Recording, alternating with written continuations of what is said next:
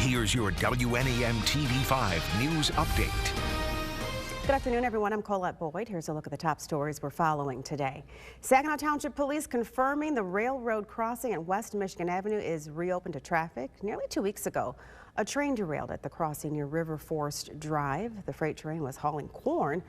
Before 6 of the train cars, they overturned. No injuries were reported at that time of the incident.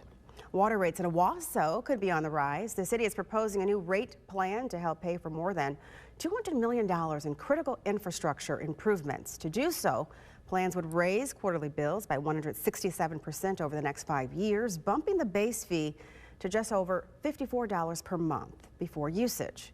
Now, officials are planning to decide on that proposal today. The meeting is at the Owasso Performing Arts Center.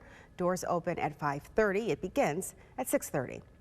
Well, Governor Whitmer released a report today from the Michigan Department of Health and Human Services on the impact of federal proposals to cut Medicaid.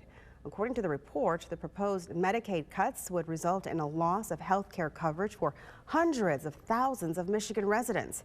It would also reduce access to providers, increase financial burdens on hospitals and small businesses, and strain the state's budget. Medicaid provides coverage for over 2.6 million Michigan residents. Now here's Stone with your First Alert forecast.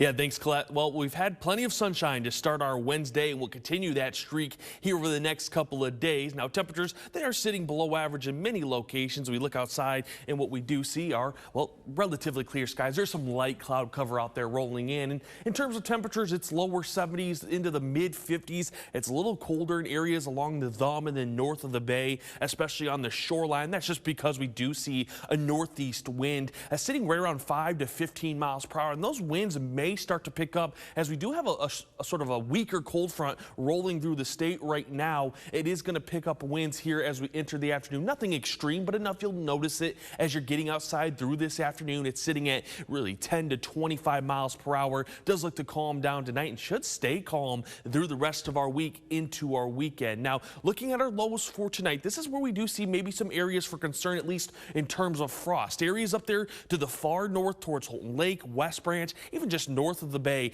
You're going to see your lows tonight drop back to the mid to lower 30s. Clear skies could allow even more of a drop, and that could create a situation where we see some frost development. Now, during the day, we're going to be back pretty rangy from the upper 40s into the lower 60s for our Thursday. And then as we get through Thursday night into Friday morning, we look to have another colder night with those clear skies on the way, and that could be dropping our lows, especially north of the bay, into the lower 30s. And I wouldn't be surprised if we do see some upper 20s, and with that you could see again some more frost development up there to the north. So if you have any sensitive plants here over the next couple of days into the weekend, make sure you cover them up or bring them indoors, because we will have that chance of frost to develop with our colder nights. Now, we look at our sky tracker right now. It is showing some light clouds starting to build in, especially over there in the Thumb, but then even to the far north, just some light clouds. That will continue to be the trend through the rest of the day. Now, as we take a look sort of zoomed out here at the bigger picture, that low pressure system that was bringing us some rain, that's moving out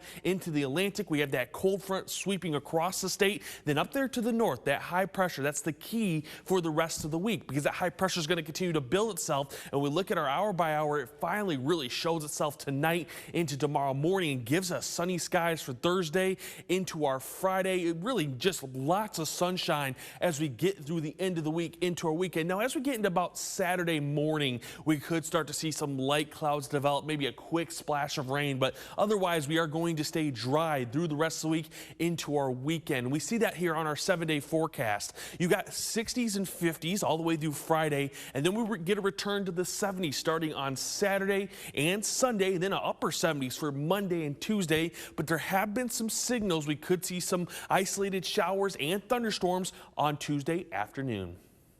Remember to tune into WNEM TV5 on air and online 24/7 for the latest news, weather, and information.